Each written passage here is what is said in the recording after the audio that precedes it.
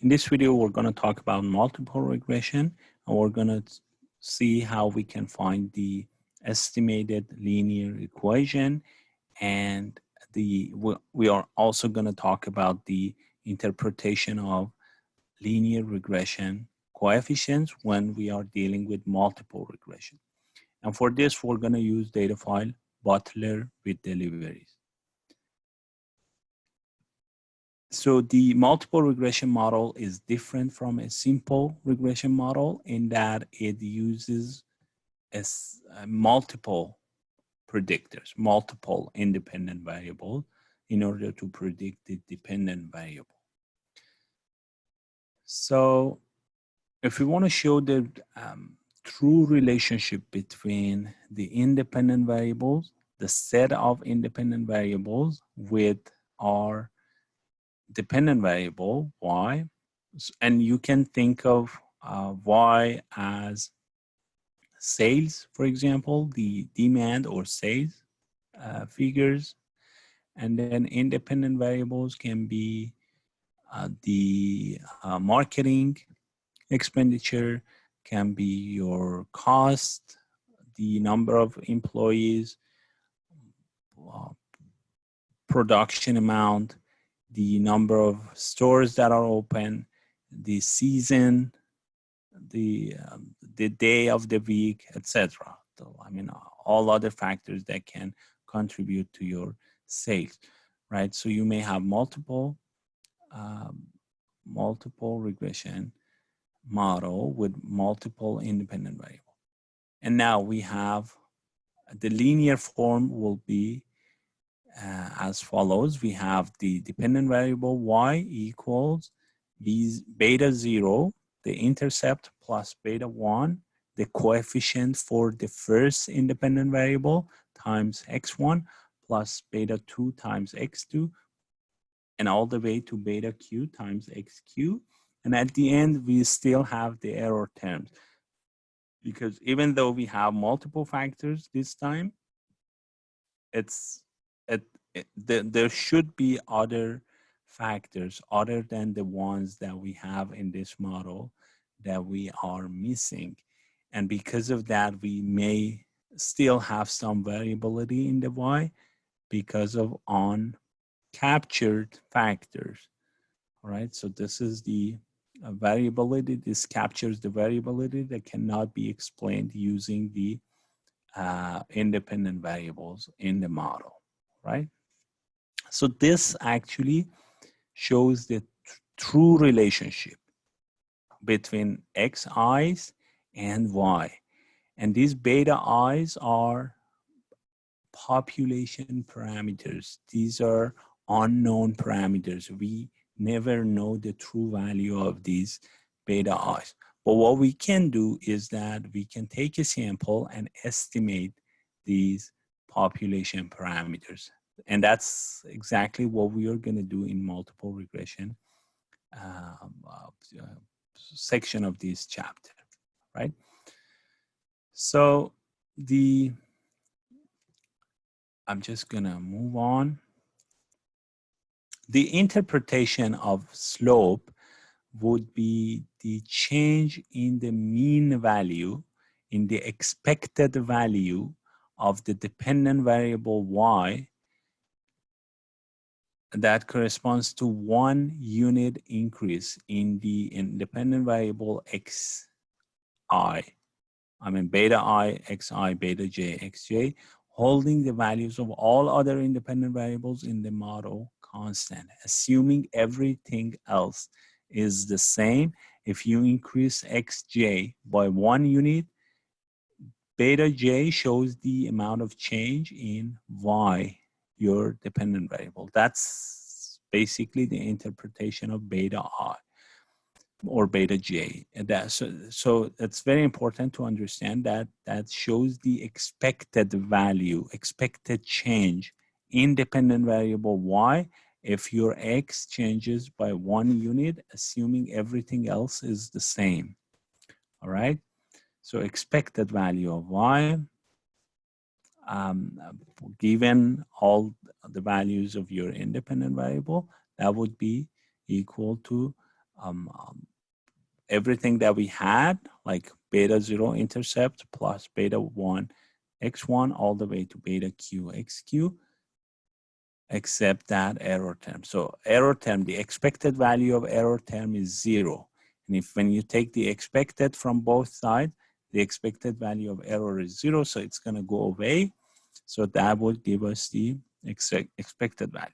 Now, each beta I would be the expected value of change in y if that xi corresponding to that beta I increases by 1 unit, assuming everything else in the model is the same, is constant, right? So what we're going to do now in order to be able to talk about beta i's, we don't know them, they're unknown. We're going to take random sample and we're going to estimate the line. So this is now the estimated, the equation for the estimated line, all right? Estimated multiple regression equation. So y hat, the estimated value of y, is equal to B0. B0 is now the point estimate for beta 0 plus B1 times X1 all the way to BQ, XQ. And BI's are point estimates for beta I's. All right. And then Y hat is the estimated value. So just note this difference. So when we're dealing with the population line, when we're dealing with this, everything is about the expected. When we're trying to interpret the coefficients, we're talking about the expected change in Y. But when we're dealing with the estimated line, everything, we need to add the term estimated everywhere. So for example, B1, interpretation of B1 would be the estimated change in Y if X1 increases by 1 unit, assuming everything else is the same, X2, X3, they all stay the same. So this is how we interpret these actually coefficients. All right, so if I want to summarize it, and then in order to find B0 all the way to BQ, B0, B1, B2, we again use the least squared method, which simply minimizes the sum of squared errors, all right? Squares of errors. So errors would be the actual value of Y minus the estimated value of Y. If you take this square for each one of these data points, and then you add them together, if you minimize the sum of these squares, that would give you the best values for your actually coefficients, your regression coefficients, B0, B1, etc. All right. If I want to summarize the process, again, the idea is that we want to find, we want to be able to comment on the true relationship between xi's and y. So we have multiple factors that we believe that they can explain the change in y. So we want to get actually this equation.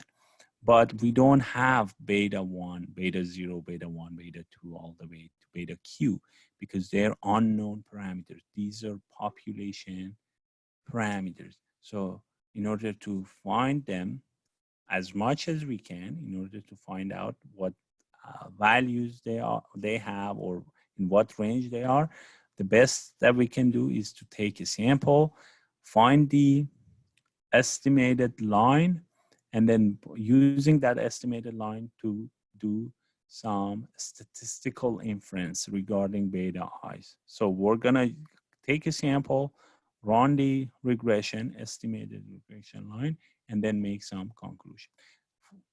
In this step, computing the estimated multiple regression equation, we're gonna use the least squared squares method, and we're going to use the same thing. We're going to minimize the sum of residuals, and residual is simply the error in estimation. Y minus y hat, sum of residual squared. If you minimize that, it's going to give you BI, the estimated, the estimated coefficients in your estimated multiple regression line. So I'm going to go ahead and go to the data file Butler with deliveries, and I'm gonna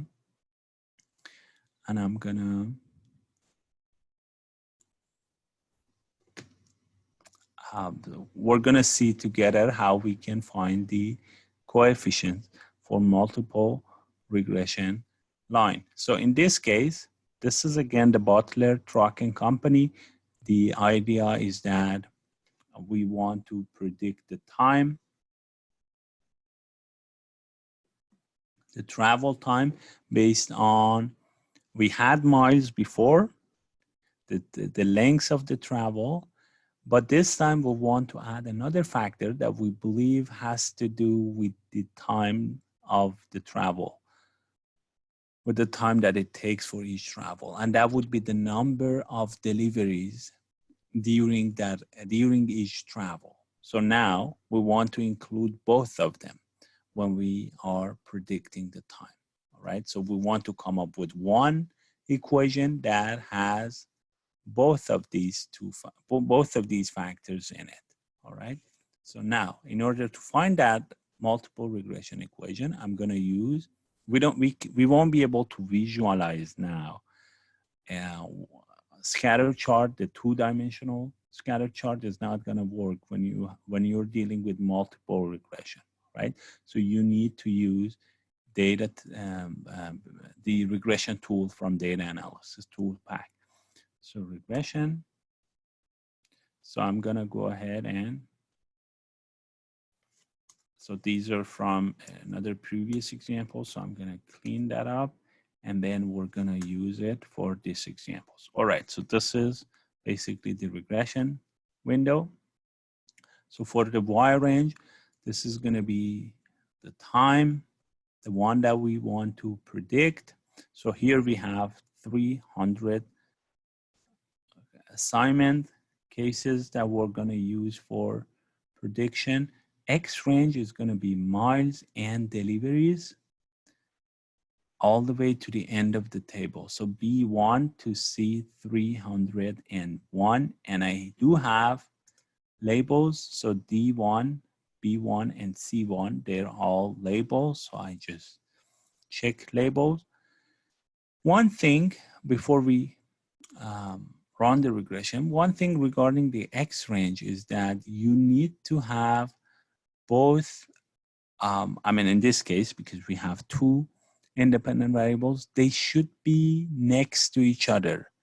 Here, miles and deliveries. You can't have miles, let's say from here, or for example, if I wanted to have assignment and deliveries as my independent variable, I can't have this and then comma C. You see here, like column A and then comma column C.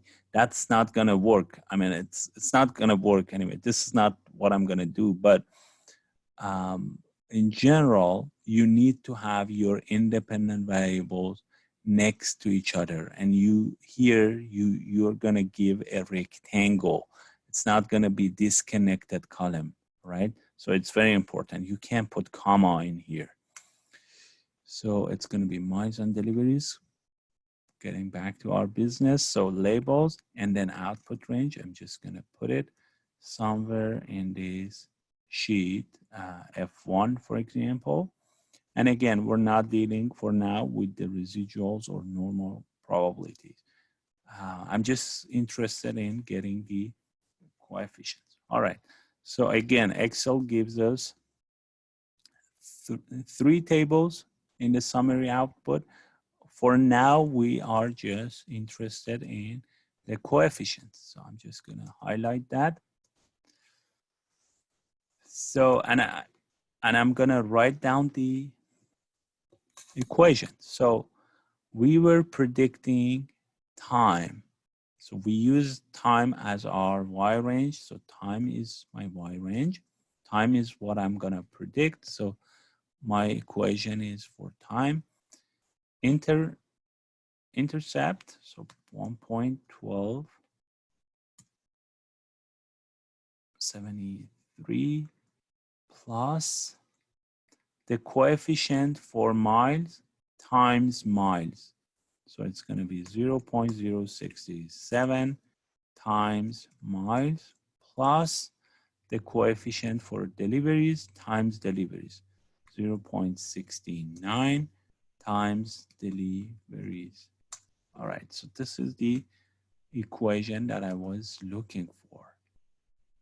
So this is how we find it. We basically go to data tab, data analysis, and regression, and then run the regression using the dependent variable and independent variables. And it's gonna give us the summary output for the equation. We just need to get the coefficient. We just need to use the coefficients and write down the equation. Now we have the equation.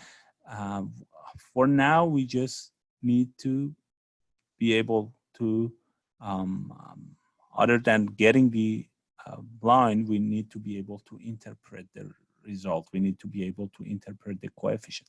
So what does this number mean? What does, let's just go over them one by one. Let's start with the intercept. So what does the intercept mean? So intercept of 0. Intercept means that that's the estimated time if both miles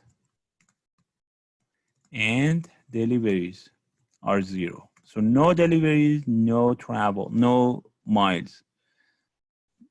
Travel time is going to be, the estimated travel time is going to be 0.13, for example. And that is in hours.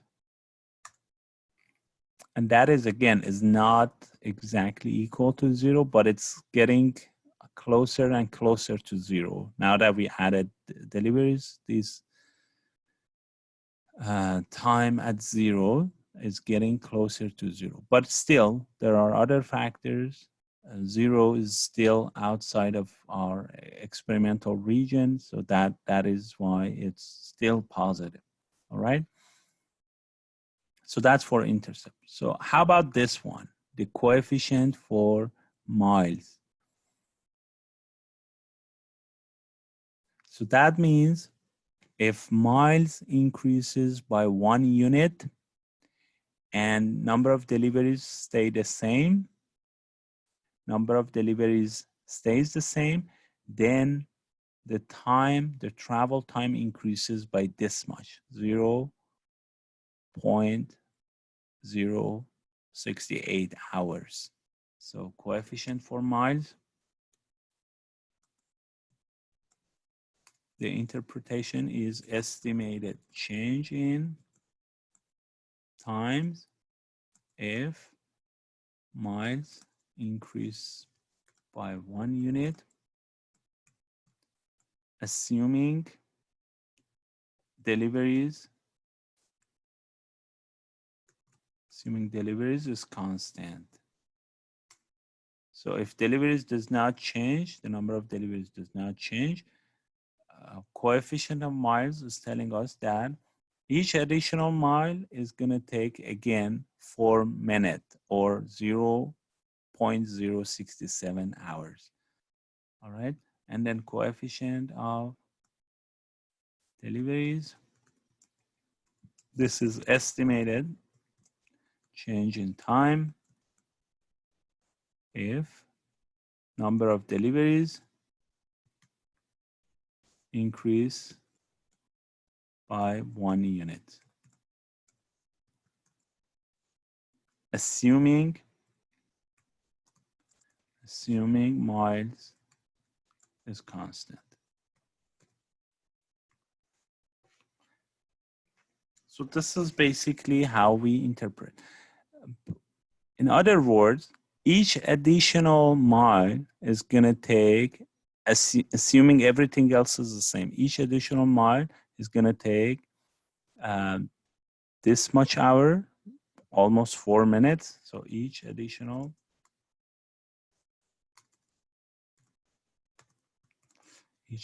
mile will take estimatedly 4 minutes. 0.067 hours. And each additional delivery